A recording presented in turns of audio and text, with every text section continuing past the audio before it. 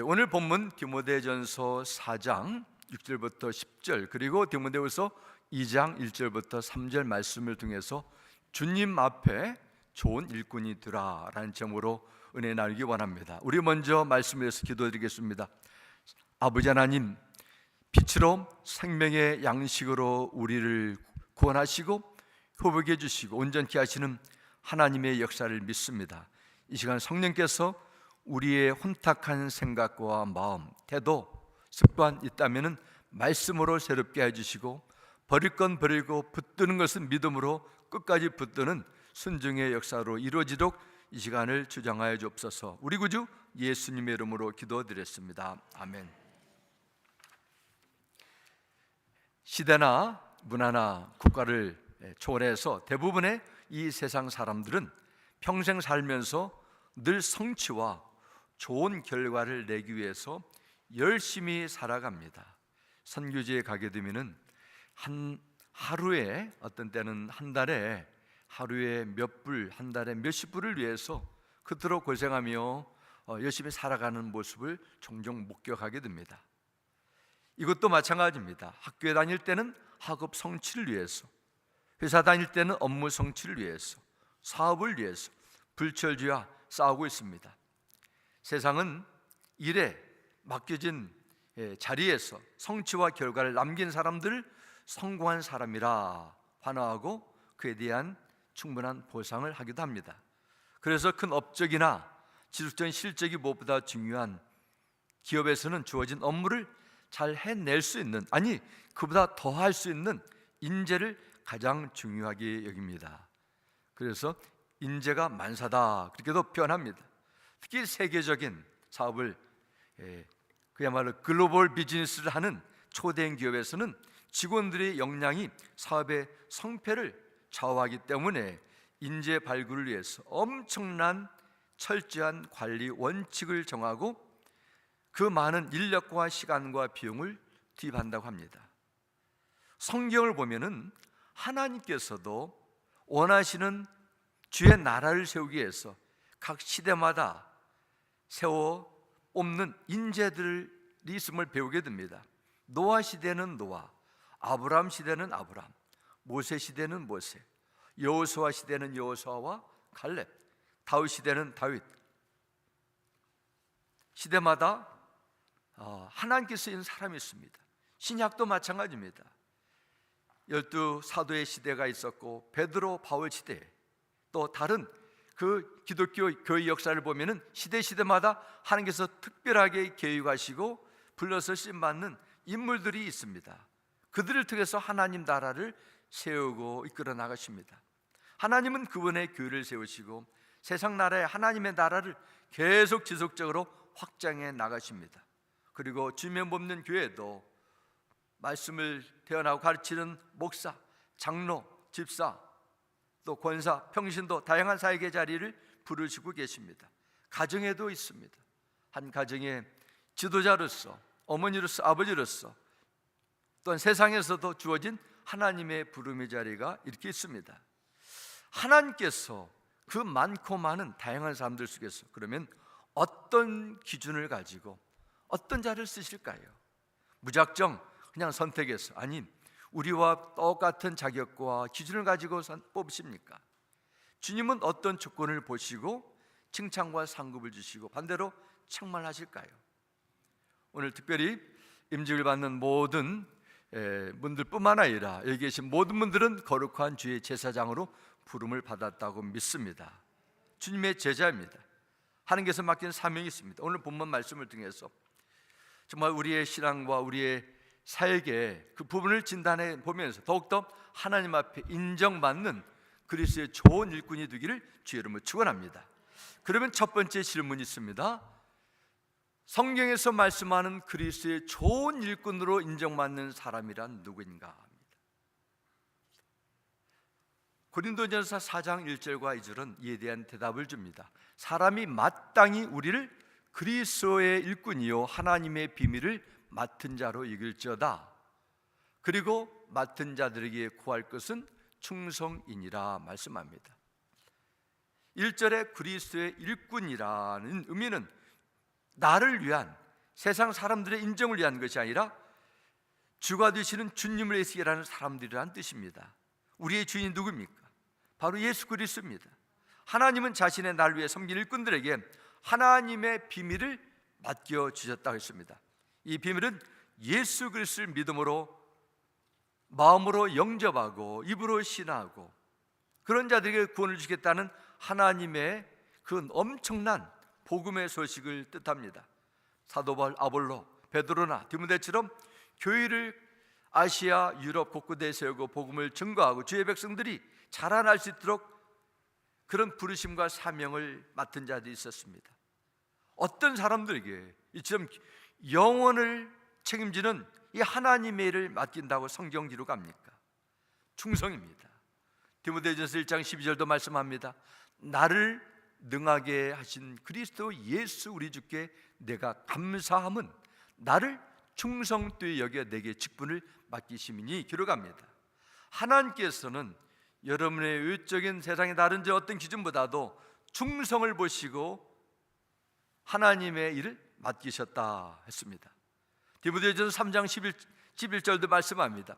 여자들도 이와 같이 정숙하고 모함하지 아니하며 절제하며 모든 일에 충성된 자라야 할지니라 말씀합니다. 신약시대 주의 백성들도 주의 일을 감당하는 직분자를 세울 때도 충성된 자, 모든 일에 하나님 앞에 신실한 자를 세우라 말씀합니다. 디모데후서 2장 2절 오늘 본문 말씀에도 이렇게 기록합니다. 또 내가 많은 증인 앞에서 내게 들은 바를 충성된 사람들에게 부탁하라. 그들이 또 다른 사람들을 가르칠 수 있으리라 말씀합니다. 사도 바울이 디모데에게 하나님 나라를 위해서 인재를 뽑을 때 어떤 사람을 선택해서 안수하라고 말씀합니까? 다른 사람을 가르친 지 맡길 때는 언변이 뛰어나거나 앞에 나서기를 좋아하는 사람이 아니라 반드시 충성된 사람에게 맡게 한다고 권면합니다. 누가복음 16장 11절에도 예수님께서도 이렇게 말씀합니다. 너희가 만일 불우한 재물에도 충성하지 아니하면 누가 참된 것으로 너에게 맡기겠느냐 말씀합니다. 같은 말씀입니다. 일꾼이라 다 같은 일꾼이 아닙니다. 어떤 일꾼은 주인의 일에 무관심하고 게으릅니다. 주인이 원하는 일을 하지 않고 내가 하고 싶은 것만 뽑아서 합니다. 반면에 어떤 일꾼은 마음이 그의 일의 초점이 주인에 꽂혀 있습니다. 주인이 기뻐하는 일을 항상 최우선하기 때문에 주인의 마음을 시원하게 합니다. 이런 일꾼이 필요한 일꾼입니다. 이런 일꾼을 충성된 일꾼이라 부를 수 있습니다. 그러면 그리스도인의 충성은 어디에서 배울 수 있습니까?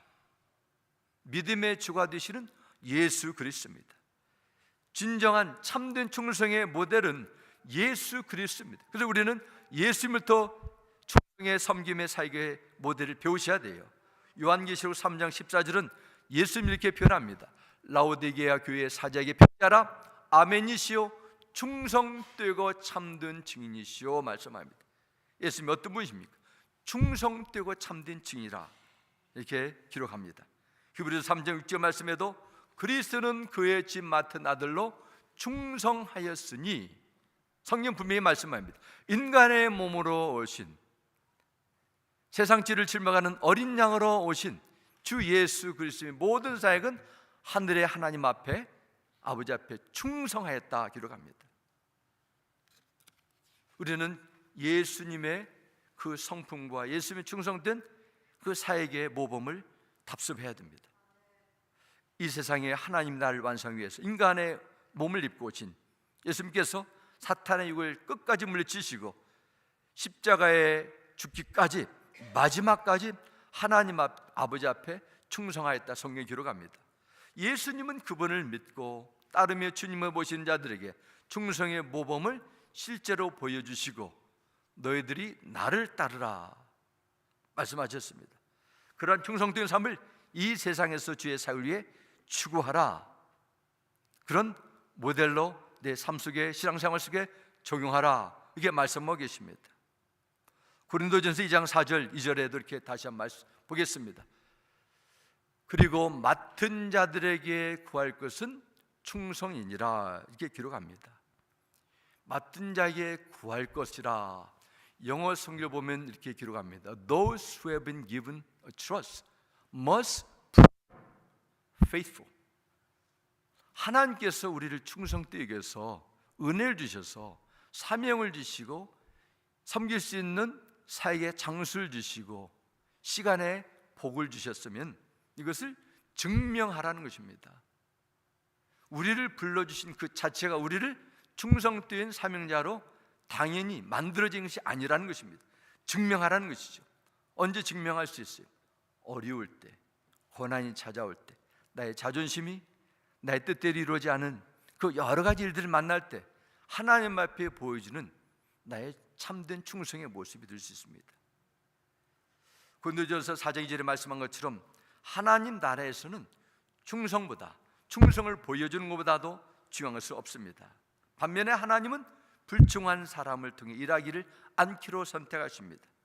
만일 이것이 우리가 믿는 진리의 말씀이라면 하나님 앞에 내가 충성해야 한다는 것을 무엇을 의미할까요? 하나님에 대한 우리의 충성은 우리가 그분 앞에 모든 것을 완전히 행한다는 것을 뜻하지 않습니다. 성경에서 충성된 의미는 아무리 이 세상이 변하고 세상 사람들이 가지고 있는 삶의 그 라이프스타일 패턴이 달라져도 내 형편이 어렵거나 좋아져도 절대로 하나님 앞에 가졌던 첫사랑, 초심이 변하지 않고 끝까지 믿음을 지키는 것, 이것이 충성입니다. 영국 나라의 리버풀의 그 워커 아트 센터라는 그 박물관에 Faithful unto Death라는 제목의 그림이 있습니다. 존 포인트라는 예술가가 서기 79년 로마 제국 나폴리언 안에 있는 베수비와 화산의 폭발로 인해서 근처에 있는 폼페이 그 도시가를 완전히 잿더미로 만든 그 장면을 그린 그림입니다. 그곳에 워커 아트 센터의 박물관 직원은 그 그림을 보러 오는 그 관람객들에게 다음과 같이 설명을 한다고 합니다. 하늘에서 내린 재와 불이 폼페이에 떨어집니다. 사람들이 필사적으로 탈출하려고 도시 문 밖으로 밀려나가는 혼란스러운 장면입니다. 하지만 그 가운데서도 침착하게 도시 문을 지키는 군인이 보입니다. 그는 조금도 떨지 않고 자신에게 할당된 임무를 완수하기 위해서 자신의 자리에 서서 죽음을 맞이합니다. 이것이 이 그림에 Faithful unto Death라는 제목을 붙인 이유라, 이렇게 설명한다고 합니다. 여러분과 제가 만일 폼페이에 있다고 가정해 봅시다. 바로 눈앞에 죽음이 있는데 그 군인처럼 맡겨진 자리를 지킬 것인가, 아니면 필사적으로 탈출할 것인가요? 그 군인과 마찬가지로 충실하다는 것은 하나님 앞에 하나님께서 불러주신 그 자리를 지키며 그분께 천국으로 부름받는 그 영혼의 때까지 그분을 신뢰하고 순종하기 위해서 최선을 다하는 것, 그 자리를 지키는 것, 저는 이렇게 설명하고 싶습니다. 정말 이 시대의 마지막 때 극도의 이기주의, 자기의 만족주의에 너무도 익숙한 이 시대에 우리는 어떻게 이런 주님의 충성된 일꾼으로 살아갈 수 있습니까? 어떤 그런 충성된 사명자로 그런 믿음을 가지고 있을까요? 전 두 가지로 오늘 본 말씀을 제가 나누기 원합니다. 첫 번째는 그리스도 예수 안에 있는 은혜 안에서 강해야 됩니다. 디모데후서 2장 1절은 말씀합니다. 내 아들아, 그러므로 너는 그리스도 예수 안에 있는 은혜 가운데서 강하라 말씀합니다. 요단강을 건너서 약속의 땅으로 들어가는 여호수아와 모든 이스라엘 백성들에게도 이런 말씀을 주셨습니다. 강하고 담대하라 말씀합니다. 사도 바울이 디모데에게 이 말씀을 썼을 당시 디모데는 영적으로 낙담했습니다. 보이는 무수한 핍박과 성도들의 흔들리는 신앙, 불완전한 현실, 이런 디모데에게 사도 바울은, 아니 성령께서 사도 바울을 통해서 사명을 계속 이어받을 디모데에게 예수 그리스도 안에 있는 은혜 가운데서 강하라, 이렇게 훈계하고 있습니다. 이 말씀을 두 가지로 나눌 수 있습니다. 첫째는 예수 그리스도 안에 있는 은혜예요. 다른 하나는 강한 것입니다. 은혜 안에는 의미는 예수 그리스도를 통해서 보여주신 하나님의 사랑에 깊이 잠기는 것입니다. 예수 그리스도 안에서 여러분은 세상에 어떤 것과 비교할 수 없는 하늘의 영의 구원을 받았습니다. 영원한 생명을 얻었고 여러분의 미래가 하나님 앞에 보증이 되었고 하늘의 시민권이 되었고 하나님의 존귀한 자녀로 입양이 되었습니다. 그리고 아무것도 지불하지 않고 거저 주시는 은혜의 선물이에요. 내가 이것을 뭔가를 해가지고 공로로 능력으로 하는 것이 아니라 거저 주시는 은혜를 받았습니다. 그렇다면 이 엄청난 복과 사랑을 받고 사는 사람으로서, 그런 신앙을 양심을 가진 존재로서 우리는 어떠한 반응을 나를 구원하신 하나님께 보여줘야 될까요? 사도 바울의 고백처럼 나의 놔둔 것은 하나님의 은혜로 다진 주님의 십자의 사랑과 베푸신 구원의 은혜를 마음속 깊이 갈망하는 것입니다. 그래서 우리는 이 받은 은혜만큼 하나님 앞에 하나님의 영광을 위해서, 주의 몸된 일을 위해서 섬기게 되는 걸 저는 믿습니다. 그리고 주 안에서 강하라 말씀합니다. 강하다는 것은 항상 유익한 것이 아닙니다. 무엇에 강하냐, 이것이 중요한 것입니다. 어떤 분들은 나의 자존심에 강한 것이 있습니다. 욕심에 강해요. 절대로 손해보지 않고 손을 펼치지 않아요. 쥐고만 있는 거예요. 사람들의 인정에 강한, 나의 주장에 강하게 되면은 하나님의 사역에 방해물이 될 수 있어요. 그때 무엇에 강해야 됩니까? 나의 약함을 인정하고 우리 힘과 능력이 건드신 주님을 온전히 신뢰하고 그분의 배경으로 그분의 도우시는 힘을 힘입어 사역을 하는 것이 강한 것입니다. 그러면 왜 예수 안에는 은혜 안에 강해야 될까요? 나의 힘과 능력이 아니라, 열정이 아니라 주 예수 그리스도 안에 있는 은혜에 힘입어 강할 때 끝까지 충성하기 때문입니다. 그 강함을 통해서 엄청난 어려움이 찾아올 때 그 자리를 지킬 수 있어요. 죄악된 세상으로 부름받은 그리스도는 어떤 면에서 보면 치열한 영적 전쟁터에 살고 있다, 이것을 설명할 수 있습니다.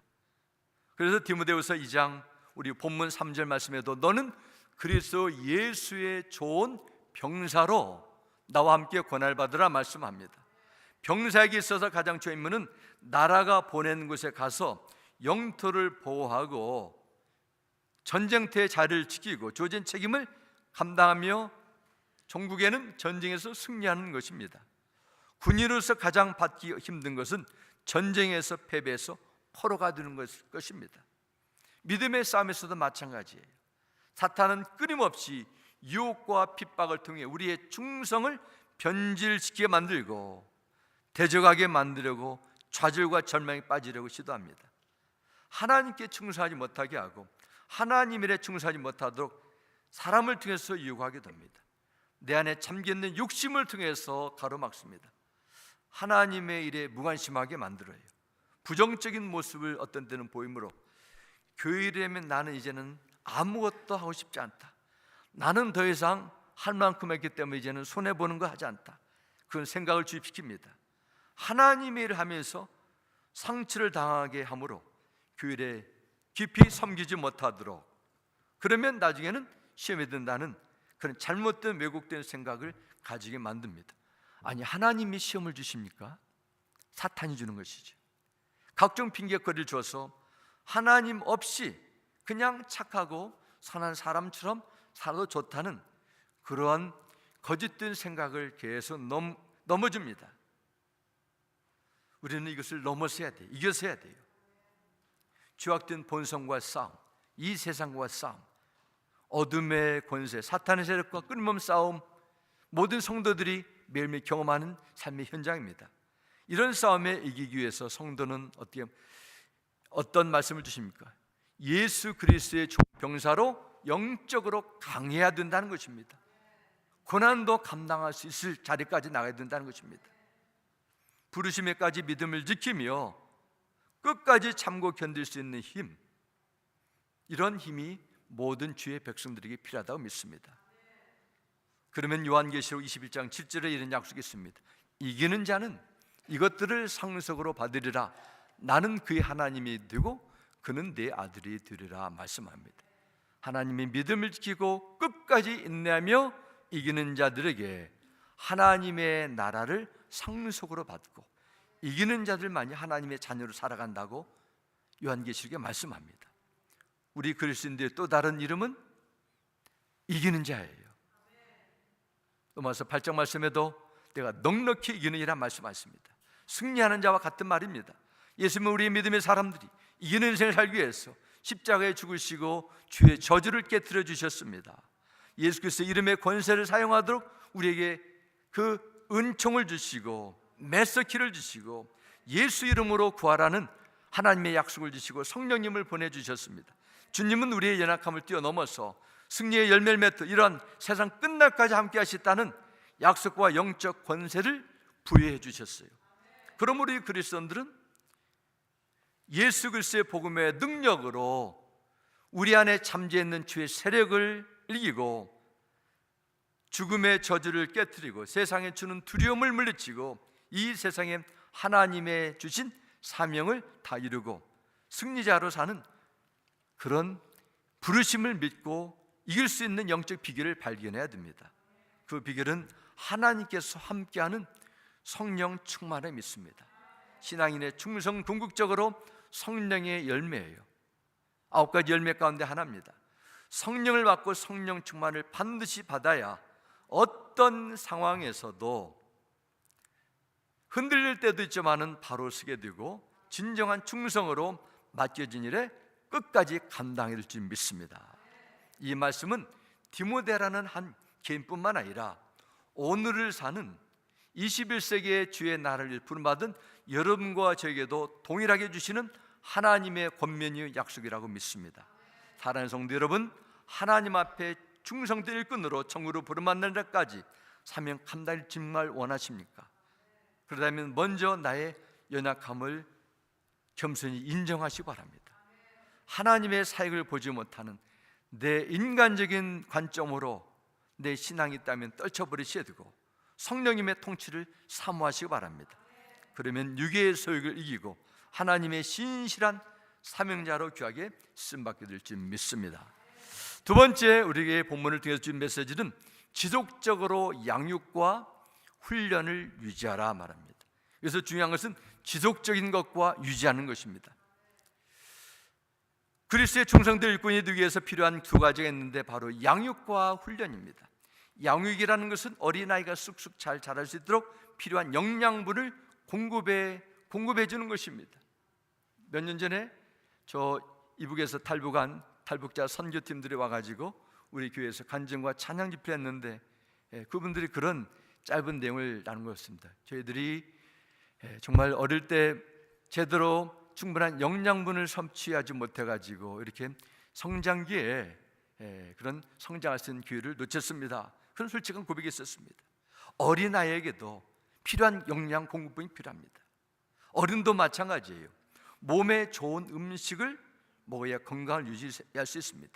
몸에 안 좋은 정푸드만 자꾸 먹게 되면 아이는 제대로 온전히 자라기 어렵고 나중에 다양한 병들이 찾아올 수 있습니다. 그럼 우리가 그리스도의 좋은 일꾼으로 성장하기 위해서 반드시 영의 양식이 무엇입니까? 디모데전서 4장 6절은 이렇게 우리에게 기록합니다. 내가 이것으로 형제를 깨우치면 그리스도 예수의 좋은 일꾼이 되어 믿음의 말씀과 내가 따르는 좋은 교훈으로 양육을 받으리라 말씀합니다. 반드시 사명자가 해야 될 것, 영의 음식을 먹는 것이고 그 영의 음식은 믿음의 말씀과 좋은 교훈입니다. 우리 그리스도인들의 좋은 일꾼으로 쓰임받기 위해서 말씀과 기도 두 가지 영적 기본이 정말 중요합니다. 그러므로 주의 신실한 일꾼이 되기 위해서는 먼저 말씀과 가까이 하셔야 돼요. 정기적으로 말씀을 읽으셔야 돼요. 묵상한 일을 실천하셔야 됩니다. 시간을 투자하셔야 돼요. 쉽지 않습니다. 그러나 주 앞에 어설픈 일꾼이 아니라 충성된 일꾼으로 성장이 정말 원하신다면 여러분의 시간과 열정을 투자하셔야 됩니다. 성경에 주시는 법칙이에요. 그럼 이 말씀이 주는 믿음의 힘을 힘의 삶으로 사역의 현장 속에서 경험하게 될 줄 믿습니다.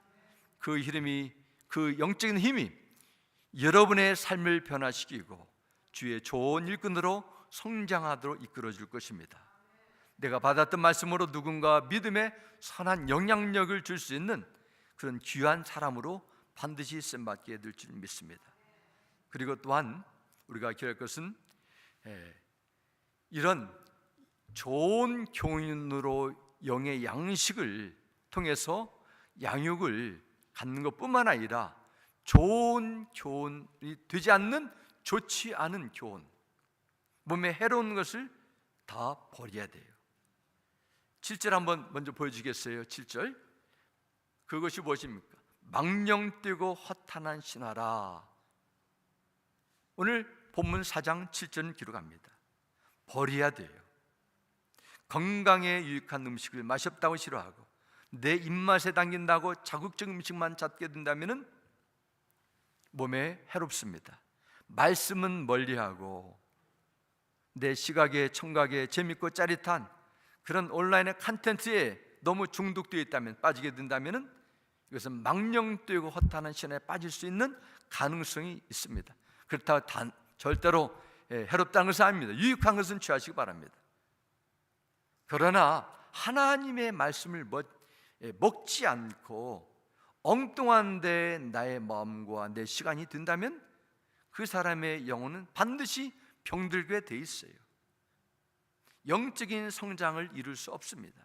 이 영적인 원칙입니다. 결국 영혼이 깊이 병들고 맙니다.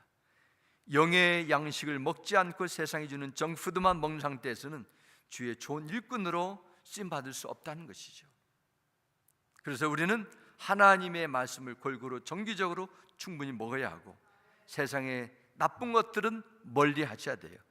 이렇게 하고 나쁜 병든 부분이 하나님 앞에 회복되고 치유받고 영적으로 반드시 성장하게 될 줄 믿습니다.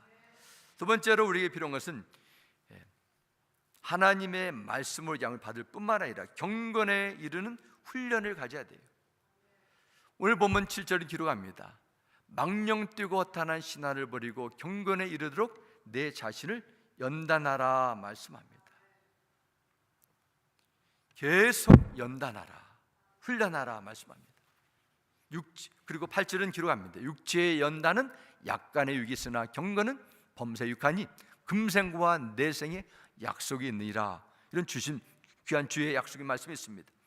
우리의 몸에 잘 성장하고 건강을 유지하기 위해서는 먹는 것만 중요한 것이 아닙니다.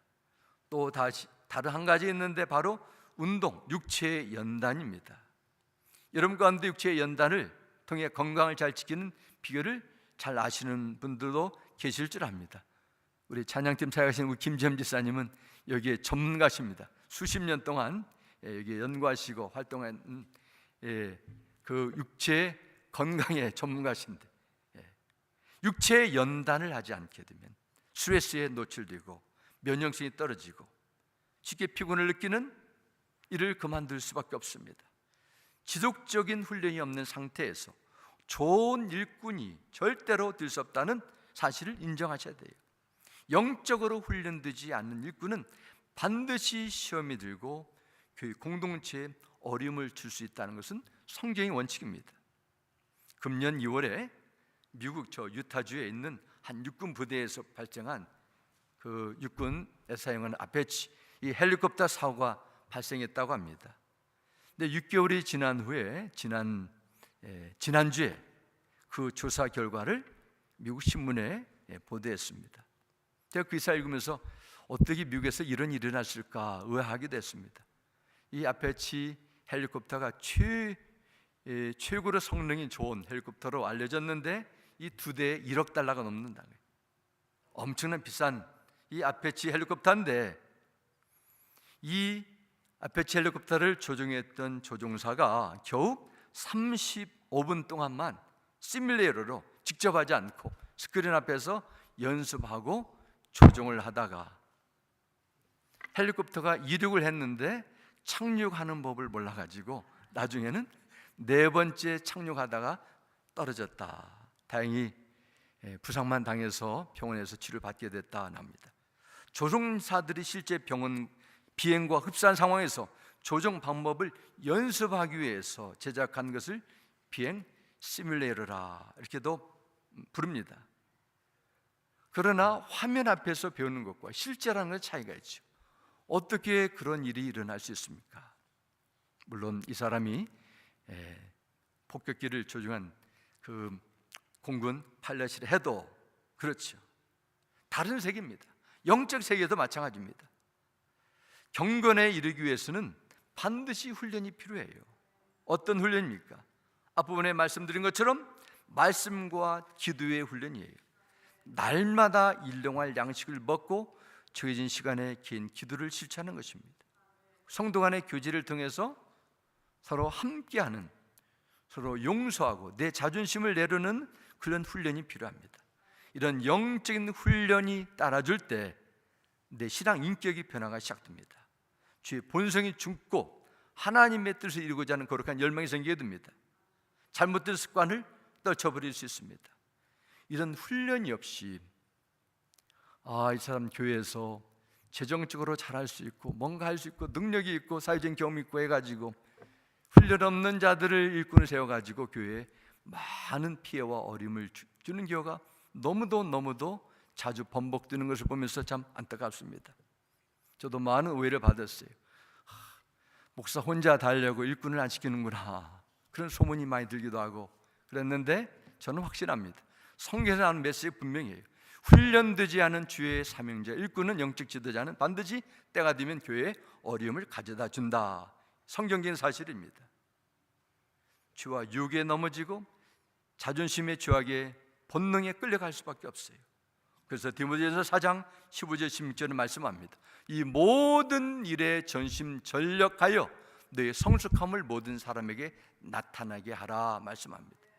내가 내 자신과 가르침을 살펴 이 일을 계속하라. 이것을 행함으로 내 자신과 내게 듣는 자를 구원하리라. 성경 말씀합니다. 이 세상엔 완벽한 사람은 없습니다. 사람들도 이 사실 잘 알고 있어요. 그러므로 사람들이 원하는 것은 완벽한 자가 아니라 부족할지라도 계속 개발해 나가는 것이죠. 작년보다 올해, 올해보다 내년 성장하는 변화된 모습을 기대하는 것입니다. 그러면 이 사람이 열심히 노력하고 있구나 인정하게 되고 앞으로 더 성장하고 변화될 것을 기대할 수 있어요. 사도 바울이 디모데에게 이런 모습을 사람 앞에 나타내라고 권면합니다. 너는 완벽하지 않다. 계속 흔들리고 좌절하고 넘어진다. 그러나 내가 너에게 기대하는 것은 절대로 포기하지 말고 주어진 자리에서 모든 일에 전심전력하는 것을 하는데 그것이 충분하다는 것입니다. 이것이 성장하는 모습을 통해서 예수의 은혜를 나타내는 것입니다. 예수 안에 성장하는 성도의 모습을 보는 것처럼 기쁜 것도 없습니다. 이를 통해서 주께서 우리 가운데 역사하고 계심을 체험하게 될 줄 믿습니다. 우리는 그리스도의 장성한 분량에 이르기까지 끊임없는 성장을 추구하셔야 돼요. 그러므로 내 자신을 잘못된 편견과 나의 지금까지 축적한 습관에 끌려가거나 매지 않고 하나님께서 일하시는 무한한 세계를 기대하시기 바랍니다. 내가 한계를 정해놓고 그 자리에 멈추면 안 돼요. 감사하게도 우리 권사님, 장로님, 집사님들은 연세가 80 다 되시는데도 모든 양육 과정을 참 열심히 모시고 하시는 것을 보여주시면서 제가 많은 도전과 은혜를 받게 됨을 경험합니다. 우리는 더 잘해야 돼요. 성장하고 있는 모습을 하나님 앞에 다른 성도들에게 선한 영향력으로 보여주셔야 돼요. 사랑하는 성도 여러분, 여러분은 하나님의 부름받은 청지김을 늘 기억하시고 부르심을 떠나지 마시고 지키시기 바랍니다. 끝까지 지키기 바랍니다. 작은 일에 충성하시기 바랍니다. 주님의 일을 하는 동안 반드시 어려움이 찾아온다 해도 포기하지 마시고 주께서 사명 마치는 날 하늘의 상급으로 채워질 것을 믿으시고 그 자리를 감당하시기 바랍니다. 우리 모두가 주님 앞에 서게 될 그날에 하나님 앞에 충성된 주의 사명자로 발견되기를 소망합니다. 여러분이 그리스도의 선하고 충성된 종, 선한 군사, 주 예수 그리스도의 좋은 일꾼으로 존귀하게 쓰임받는 역사가 나타나게 되기를 주님의 이름으로 축원합니다. 아멘. 기도하겠습니다. 아버지 하나님, 이 어지럽고 혼탁한 세상에 치열한 경쟁 속에서 나의 일이 우선되고 나의 생각과 내 삶이 가장 중요시 여기는 마지막 때에 살고 있습니다. 마지막 때에 누가 충성된 일꾼을 찾겠느냐? 성경은 말씀하고 있습니다. 나는 하나님 앞에 어떠한 존재입니까? 어떠한 마음과 어떠한 행동으로 순종으로 보여줬습니까? 참으로 부끄럽습니다. 주님, 성령께서 우리 마음속에 역사해 주셔서 짧고 빨리 지나가는 인생 속에서 이 눈에 보이는 세상에 매이거나 세상의 욕심에 영원한 것을 보지 못하고 여는 것을 포기하는 일 없도록 영의 눈을 열어주시고 성령과 지혜와 말씀으로 믿음으로 충만케 하여 주시옵소서. 우리 구주 예수님의 이름으로 기도드렸습니다. 아멘.